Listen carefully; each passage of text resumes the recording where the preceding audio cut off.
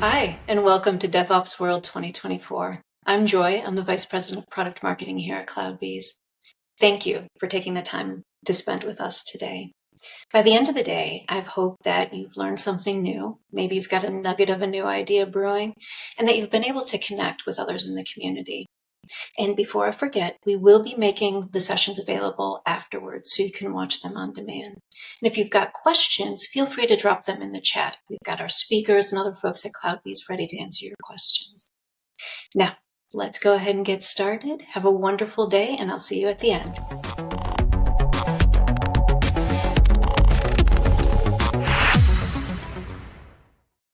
Hello, everybody. I'm super excited to be here with you for DevOps World, this very special DevOps World where we're essentially partying for the 20 years of Jenkins.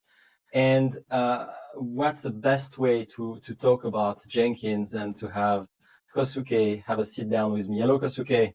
Hey, good to see you again.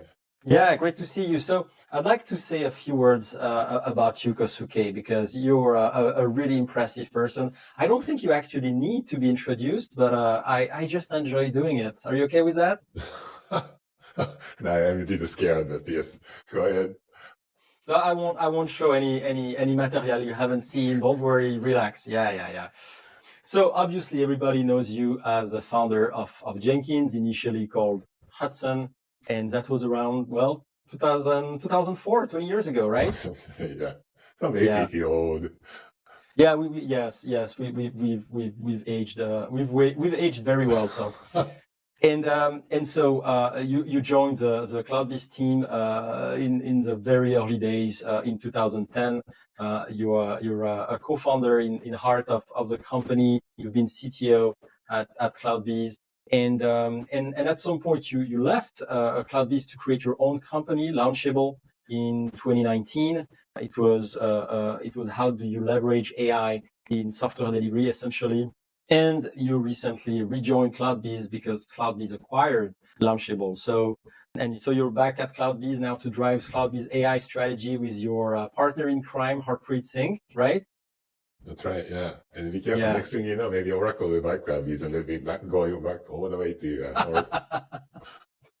I hope not. I think what's amazing about you, Kohsuke, is that you have this knack and this focus on automating things, improving things, and always to improve the life of people, right? In that case of developers, right? So you were one of the very first person to see the impact of continuous integration as part of the development practices. This was well before we even talked about the notion of DevOps, and that was one of the core tenets of DevOps. Then again, ahead of probably everybody, you started looking at how you can leverage AI to the benefit of developers. Remember, we were talking about 2019, right? We're very far from LLMs or ChatGPT or any of this. So I have to say, you probably know a things or two about software development and AI. So I think it's going to make for a great discussion. So thank you for this sit down. Thank you. I think you're giving me more credit than I deserve it. Yeah. I don't think so. So let's start with Jenkins, or Hudson as it was called back then, 20 years ago. And I'd love to understand what happened to inspire you to create Hudson. And did you ever anticipate that it would have such an impact in the software development world in general and in DevOps more specifically? Yeah, so I guess the common origin story that I give is like I used to be a guy who breaks the build all the time. So I needed the software to catch my mistake before my colleagues do. And then I discovered that everybody is breaking the build all the time. So I wasn't alone. And then this was, back in the days when I was creating lots of small open source projects. So if you ask me whether did I think this one was it? No. But the one thing I had a relatively higher conviction on is the idea that if we could structure the project in ways that everybody could do what they wanted to do, then it's going to go somewhere. Like a focus on how much velocity, the boundaries we get collectively out of the developer community, then they'll find the right destination. So that did, I think, pan out, right? The plugins, for example. Yeah. Yeah, and so it's interesting because it means that some architectural concept actually have an impact on the way you build a community, right? So where tech, deep tech in that case, actually meets social constructs, right? Yeah, exactly. I guess, is it the Conway's law? Like the software architecture and organization kind of mirrors hand in hand. So yeah, I invested in both of those so that they work together. Yeah, that was for me like a main motivation of doing this work. I wanted to take this, this was back in the days when I think the Eclipse IDE was I saw it, how it was super modular, like a top to bottom. But that notion was not very popular on the web app world. So I wanted to kind of experiment, like, what if we marry those ideas? Like, what's possible technology wise? And then, once that started taking off, the community side to kind of make things structured. So yeah, so that whole experiment altogether kind of went wonderfully well. Yeah, you're right. It feels like a long time ago, but it was the age of Eclipse, NetBeans, being rebuilt around the notion of microcontainers and so on. So there was a lot of that. Yeah. Yeah, and I remember you saying back in the days on that topic of plugins, is that your goal was always to not be on the path of any execution, right? You wanted to make sure that nobody needed your help for anything related to Jenkins. Yeah, exactly. I mean, I had some experience of contributing to more traditional open source projects. And I have to say, those aren't particularly enjoyable. Like this idea that, well, you kind of have to get to know how this group of people operate and what they care about, and start small and then release patches until you kind of convince others of your value. And then you finally maybe start to get something done. So it's like a long way to get to what you want. And then, so I wanted to find a better way, or a different way at least. Yeah. And, like everybody comes to open source project with the ideas of what they want to do. And then, if we can just let them do those and then let the users decide which one kind of flourishes and which one dies.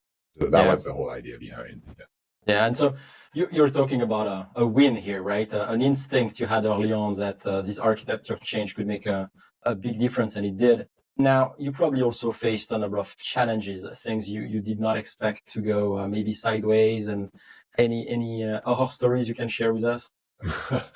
Yeah, I mean, I think challenges, I think I didn't recognize those things as a challenges back then, like the fact that I was given like I was able to kind of fly low for a long time. So we said, well, it started in 2004, but really, like, it took like 3 years before anybody else noticed that. And then I didn't mind that sort of, like a low visibility time period because I had a few engaging users, but now later in the commercial setup, for example, it's difficult to allow a project to go on for 3 months, 3 years without really producing anything visible impact. So that turned out to be a great advantage that I didn't recognize back then. Yeah, so I guess it's not really it's more of a challenge of the traditional model that I didn't realize. But yeah, it really worked well. Yeah, I suppose this name change was a major pain point. So maybe that is one literal challenge that most other projects don't need to face. Yeah, and so we can give a bit of background here, but essentially you left, you were at Sun Microsystems, joined Oracle because Oracle acquired Sun. You ended up spending a bit of time there because you had started the development of Hudson back at Sun Microsystems under an open source license. And when you decided to go do your own thing around Jenkins, Hudson again, some people at Oracle, and I don't think it relates so much about Oracle than it was more about one person or a few persons, decided that you couldn't essentially leave the house with the key to the house. And in that case, that led to lots of discussions and the community raising, and instead, essentially forking to say, well, you want to keep your assets, keep your brand, because the trademark was really what was at stake. And we're going to rebrand it Jenkins, and let's move forward, right? That was a pretty painful but at the same time creative moment, right? Exactly. Yeah, it was a very transformative moment for the project. And now that kind of thing is more relevant now, right? You see these open source projects, like the commercial license change and the fork. And so in some sense, like it's that experience seems more relevant now than ever. That's something I think about sometimes. Yeah, we should spend a few minutes on this, I think, because it's very interesting, in my opinion, to see how open source is at the root of the cloud, right? Most of the internet, most of the cloud operates on top of open source technology. But at the same time, how the cloud in some cases has been disruptive to open source. Open source was known to be easy to instantiate. You could download some software and build your own on top and accelerate your development. And suddenly the cloud was also enabling this with software as a service. So we've seen a big divergence of model. We've seen change of licenses and so on. And it seems these days that open source equals open source equals open source. But one thing we can say about the Jenkins project and what you've created is we are in a very rare case in the DevOps ecosystem of a truly open source project with a true open source community. No company owns a trademark. No company owns a copyright so that they can relicense the software. It's a completely equal playing field, right? Yeah, yeah. I mean, it's the way open source, the main drivers of open source has changed over the years. And, like originally, I guess maybe free software foundations, like the likes of Richard Stallman and Linus Torvalds, like individual superstars. And then it became like the early foundation era of like Apache, where the companies could actually come together and collaborate. And then that kind of went on the wayside, or taken over by more single vendor, commercially driven open source. I mean, you came from that era, it was like a JBoss, so one of the very successful example of that. But now I feel like what we are seeing is that's great to like kind of takes the project like off the stratosphere. But when the company kind of starts to struggle, they kind of have to do this disruptive thing to the open source community, which is like a relicensing, and usually that's followed by some kind of fork, which creates this fear and the uncertainty. And I've experienced this uncertainty like firsthand. So I kind of can't help but think there gotta be more sustainable, better ways to do it. I think it is naive to think like a software of that quality could be produced and used for free. So there has to be some ways to make sure more resources are aligned or like put into the project. So I'm kind of curious what the next answer to the current challenge is. Yeah. Yeah, and you're making a good point about more contributors, right? We've seen recently some probably state-sponsored, because there is no other way to qualify them, but state-sponsored attack on open source projects that have been detected at the last minute in some way. And you realize that you have this picture, right, with a big set of like Lego block and a tiny block that says all of your infrastructure depends on that. Essentially, anything that was compressing anything was depending on that tiny library, and it was mostly one guy doing all of the work, right? Yeah, definitely. The world is full of those. Yeah. I'm hoping maybe some kind of foundation, some new variant of foundation is back. That's kind of my feel is like when the single entity dominates the project, it's just inherently risky to what happens to them, and it's not that stable as. So what's the next generation foundation thing? But I think the Jenkins, back to your point, like Jenkins navigated that weather pretty well. It has got to the maturity point where people wouldn't have to worry about future stability. Yeah, and I don't want to spend too much time talking about CloudBees here, but we've been the leading contributor to the Jenkins project for 15 years now, yeah. And the tension to do. To try new things is obvious, and so it takes diligence to constantly do the right thing. It's not trivial, and everybody who's been in that situation knows that maybe the sales team will say, why don't we do this or do that to try to increase some leverage, right? We can have in sales, and that is something I think CloudBees can be very proud of. It's been a very good collaborator, community member. Essentially, we've invested a lot. We've done a lot of great things. We've gotten a lot out of it as well, but we've always tried, even though sometimes, with big feet, you don't realize where you put them. But I think we've always tried to do our best there. Yeah, definitely. True win-win relationship. Yeah. So now I'm interested. You are a software delivery hero. You've seen all of the practices. What I love about you is that you love talking to companies. I remember at some point you would post on LinkedIn and you'd say, so next week I'm going to be in London or in Tokyo or wherever. Anybody wants to show me how they work? And so you're very curious in nature.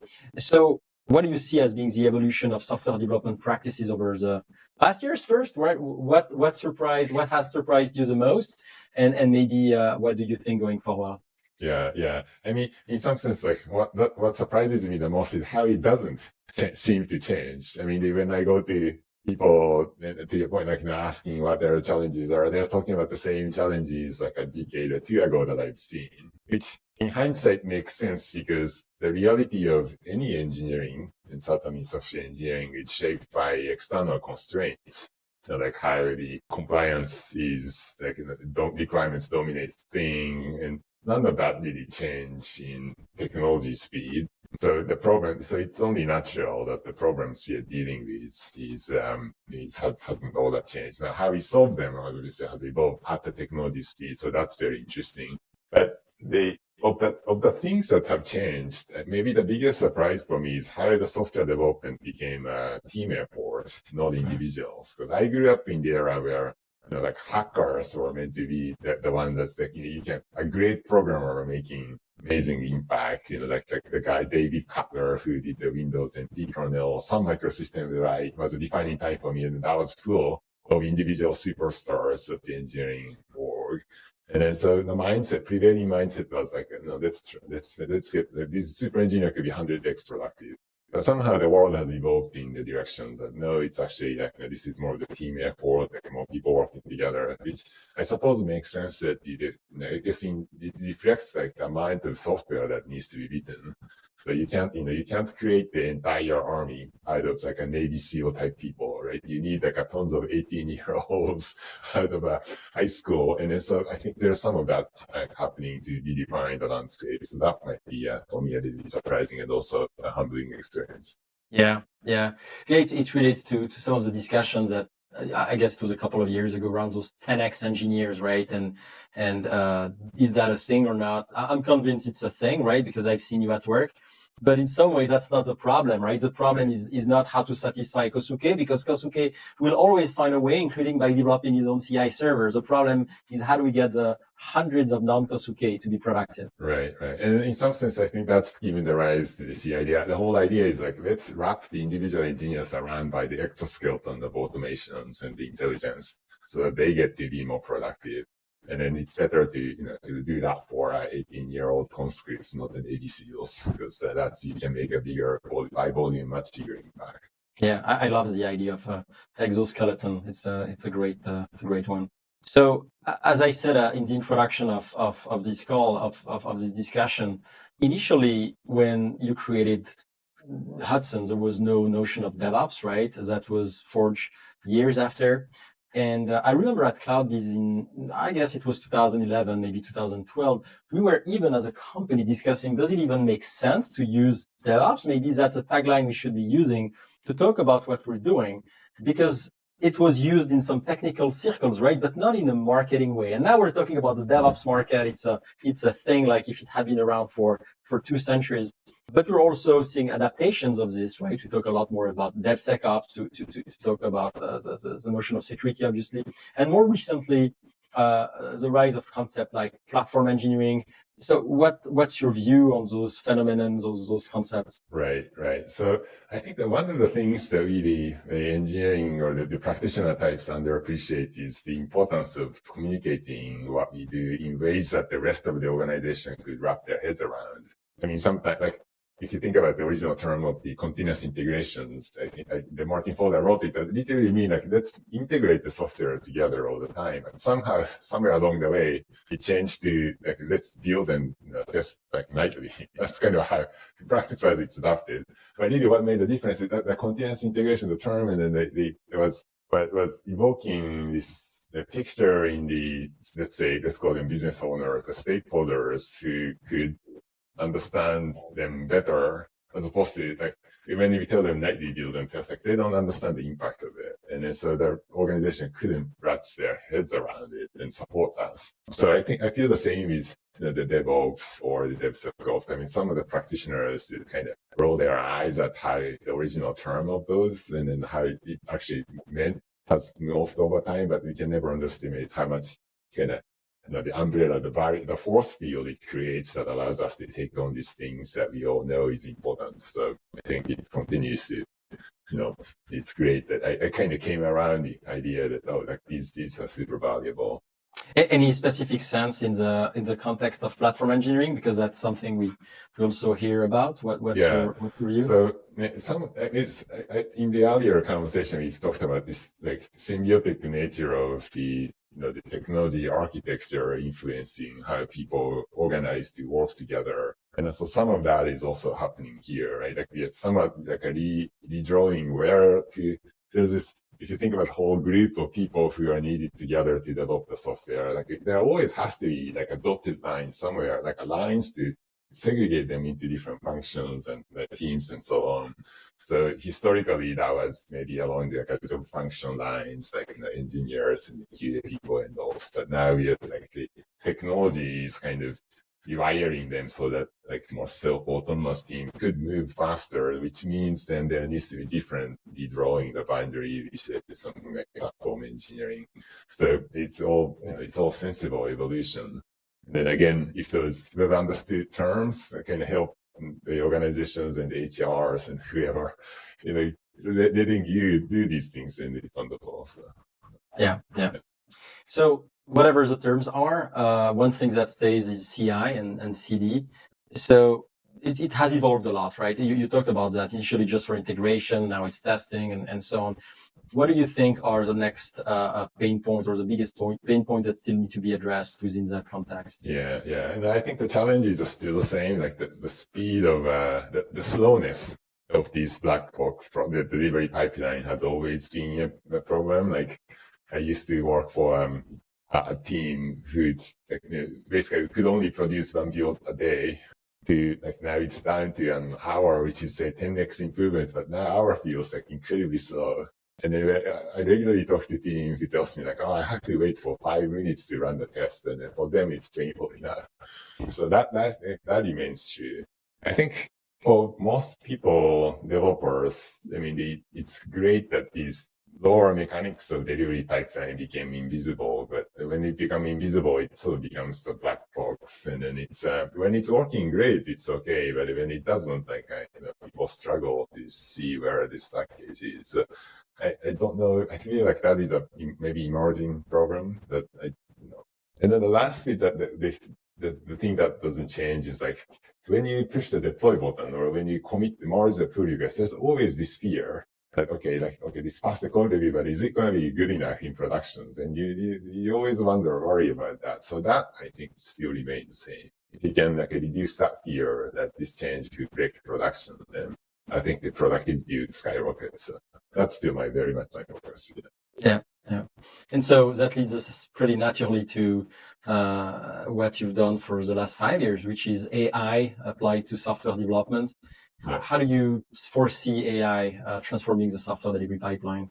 Right. So my focus is because of that quality, generally, how can we use all these test assets to help improve the quality? And when you can make those existing assets more valuable, then it creates more incentives to write tests. And that's in the beginning, at the very beginning of the Jenkins, it was, hey, if you write unit tests, we'll make sure it runs on every single chain. So that made unit tests 10x more valuable, which allowed people to write more of them. So in some sense, continuing that theme.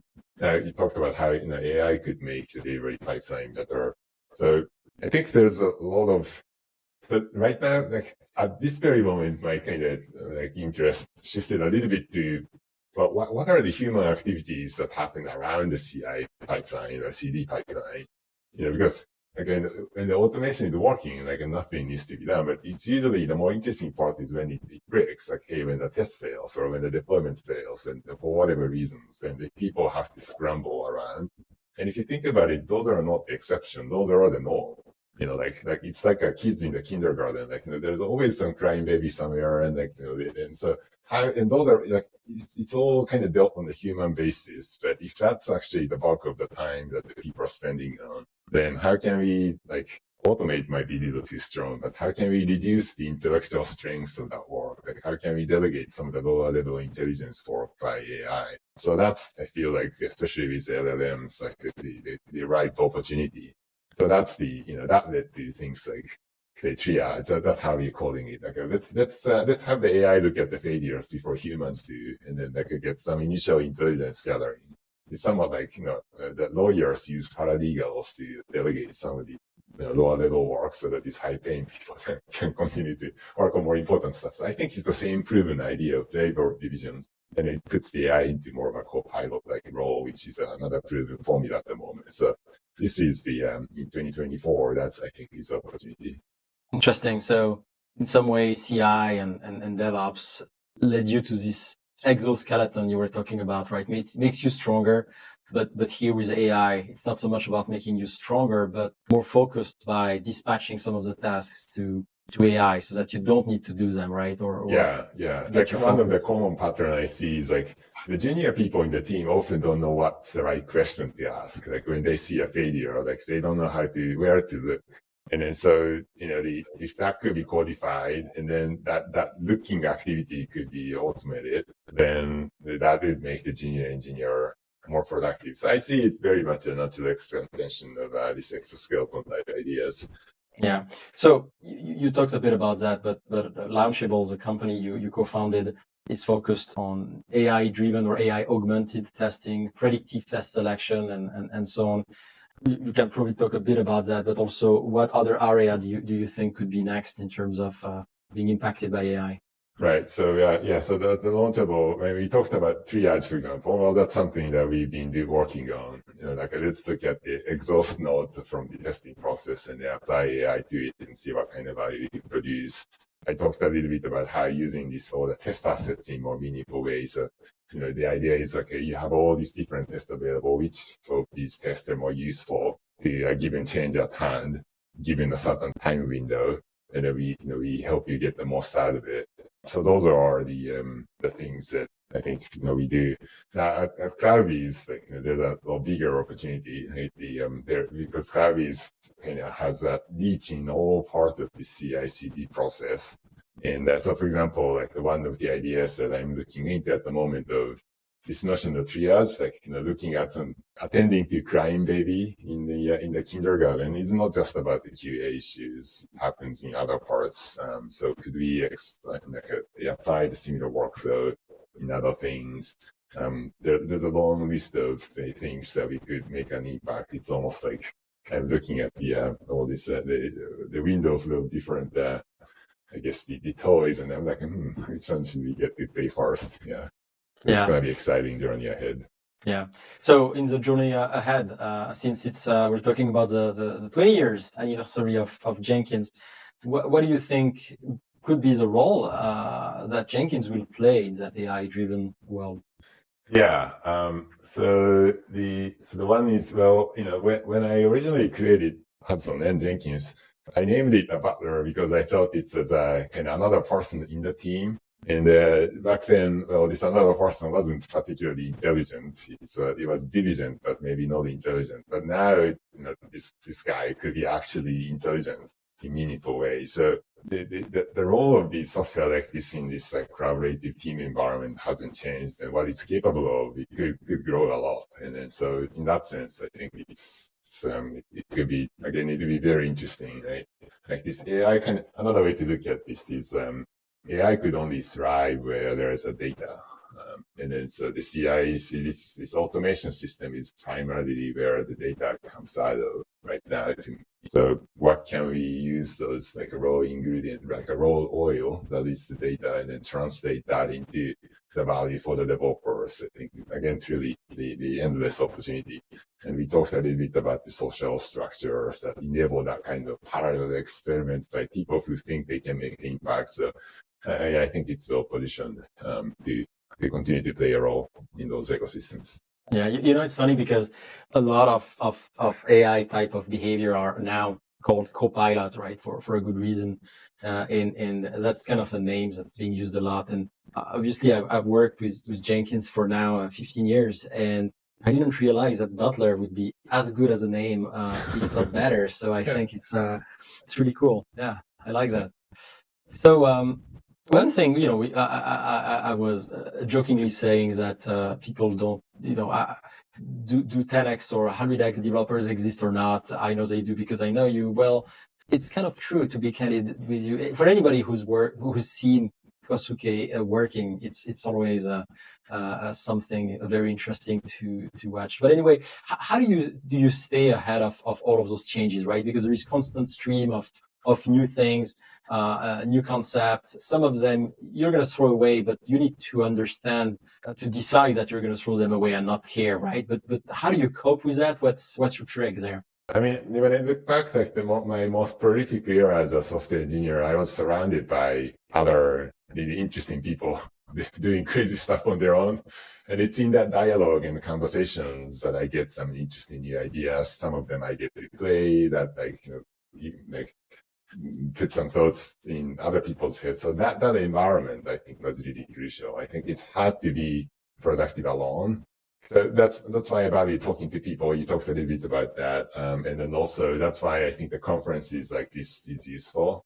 It's often unclear going into a conference, you never really know what you're going to get.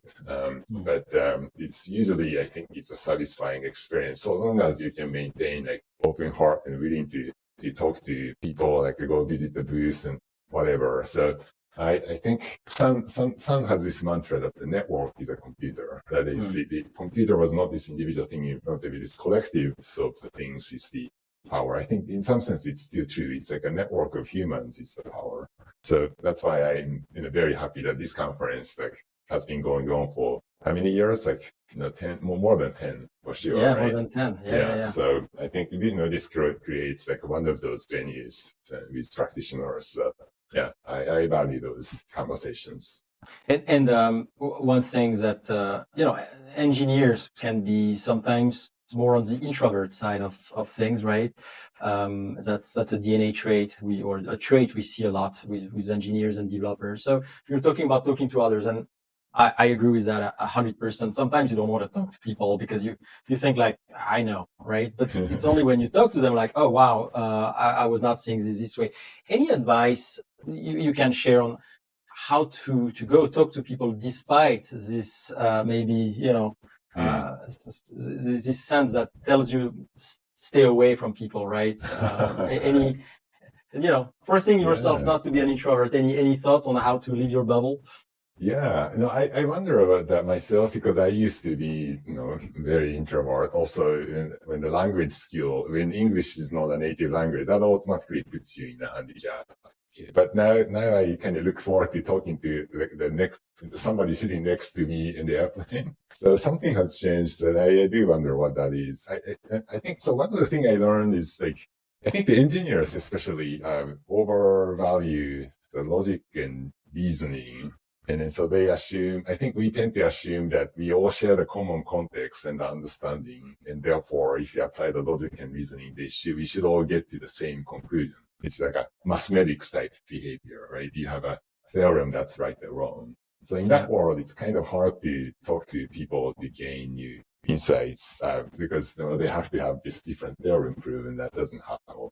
But what I realize is that engineering is actually not like math in the sense that it's like what's rational and what's sensible changes a lot based on the underlying context. So when you see somebody reaching to different conclusions, your initial instinct might be, well, that's stupid. It's the logic couldn't get there. But rather, what you should be thinking about, oh, that's interesting. What are the different reality in which that becomes the correct answer? I see those divided. Waterfall. Let's take waterfall as an example, right? If you tell them hey, waterfall, people's instinctive reaction, wow, that's so stupid. That's so old. These guys don't know what they're doing. But if you go to some different business context, it actually starts to make sense. So in these environments, the right engineering answer is a lot closer to that than, let's say, a pure agile. So those perspective, I think, really helps you be a better engineer in your own domain. So maybe that's my personal way to think about it. Yeah, have less pre-built convictions and be willing to change. Yeah. It's interesting because what I've observed with, you said, I don't know what has changed. I think with age, quite frankly, one of the things, at least for me, was interesting was as a young engineer, sometimes you care too much about what people might think of yourself, right? Or what you're going to project or so, not talking, not engaging as this advantage of avoiding this. And I don't want to say that as you get older, you don't care, right? you care, but you care less, and you realize that people are, they're fine. People are flexible, and they want to help. That's great. They want to exchange. They enjoy this. So yeah, I think it's very rare to have a person after you went to talk to them who says this person is completely stupid, or that person is, it just doesn't really happen, I think. Yeah. The loss is more on them if that happens than to you. Yeah. Yeah, exactly. So one of the transition you've done, which is really amazing, is you've been a very strong visionary, highly technical person. You know how to code inside out. You know a lot of other things as well. I'm not going to talk about your hobbies here, but it's pretty impressive. But yet you've done a transition that, in my opinion, is not an obvious one at all. You've become a co-CEO of Launchable. You've built a company. You've done fundraising. You led board meetings. So it's a very different job, right? So anything you can say about this transition, and more importantly, maybe how your engineering background has influenced your approach to leadership in good sense, but also in bad sense. Right. So, I think maybe for me, the transformational time is when I went from, let's say, software engineer into a CTO role, or that in the Jenkins, the parallel version in the Jenkins community is like, I used to be the primary coder, and then it became more of like, I guess, the figurehead. Like, the people don't want me to be writing code anymore. So in both cases, like, you're pushed into a new role that's constantly evolving. And then so almost by definition, you're doing something you're not particularly great at. Like, I knew that if I write code, I could be, I could do a great job. And there's some like happiness and joy in being able to do what you feel is good. So it took a bit of a rewiring to realize, well, in this new world, when I don't get to do things that I feel great at, then the joy needs to be more on like getting better at something. And in that perspective, like, taking on something you're horrible is great because you can only go up from there. And then, so there's the engineering attitude in it, I suppose, is like, you do it intentionally. Like, you build this like hypothesis of like, okay, like, this is how I understood the landscape, and therefore I'm going to try that. And then something like the reality reacts to you. Let's say like a fundraising, somebody tells you like, no, then you kind of retrospect on that. Well, maybe this is how you was wrong. And then you try to course correct. You repeat that cycle, I guess you might call that the PDCA cycle. I feel like so long as you're doing something intentionally, you can get better at. And then like once you feel confident in your ability to getting better at, and accept the fact that you only get better very slowly, despite all the effort you spend, then you're almost willing to take on anything, and that's how you can derive joy. So that is a shift in thinking. But I think it's a very much engineering approach. Yeah, it makes sense. So a lot of persons at DevOps World today are practitioners. They are DevOps practitioners, and some of them are relatively early in their career, I'm sure. So, any piece of advice you can share with that maybe earlier tranche of DevOps practitioner with their career just starting. And as you said, we're facing new challenges. It's an AI era. It's a brand new way of doing things. Any piece of advice you want to share? Yeah, I think so. I mean, the people coming into the space now is very fortunate because one, the need is well recognized. And two, like you have a large leverage because the thing you do could influence so many developers' productivity. And all these people are right in front of you. So you could talk to them and you could see their happy faces. And the means in which you can solve these challenges just kind of exploded, right? Thanks to the AI. I think it's a wonderful time to kind of go experiment, like almost anything will be justified. And then you can see the impact in the people close to you. So it's a perfect fun time. Welcome to the practice. And I hope you enjoy the journey. Yeah. So, well, a random question for you, but given all you know now, we make a number of choices sometimes, and sometimes we don't make choices and we just end up where we end up. So you ended up in software in the early 2000 or late 90s and went to Sun Microsystems and so on and so on. But if you had to reset, there was a big reset button on your career, you were a young engineer straight out of school, what would you do? Any change, or you would do just the same? Well, I think the path will naturally be different, right? Because it's not like I chose this path intentionally. I mean, at least it doesn't feel that way subjectively. I think any life is, the opportunities come to you and you get to make maybe left or right, that level of decisions. So yeah, if there's ever a next round, I think the choices that would show up in front of me by chance, it's going to be very different. And I have no freaking idea. Like I used to think like I was carefully choosing, but like one thing you realize after you get all this, like the thing you thought is going to happen when you turn left, like it never happened. It's kind of leads to somewhere completely else. That makes what's like wonderful. So yeah, if I get to do that over again, that's great. I think, but in some sense, like I'm doing it day in, day out now, right? Like, how is it going to happen? Like, how is my new chapter at Cloud is installed? I don't know. It makes it more interesting. Yeah, great philosophy. I love it. Anything you want to add, Kohsuke, before we go back to the sessions? I don't know, maybe, go talk to people. I think that's you already did the right, you as in like people watching this did the right thing by deciding to show up in conferences. So yeah, go follow through on it. Like, suspend your daily job for a day, go listen to some interesting things and go talk to people and then see if that kind of gives you something interesting at the end of the day. And I promise you will. That's a great advice. Yeah, absolutely. Do that. Go to contact, meet people, exchange, and be vulnerable. Explain what you don't know. Explain what you fear, and you'll get lots of great advice. So that's really great. Thank you, Kohsuke.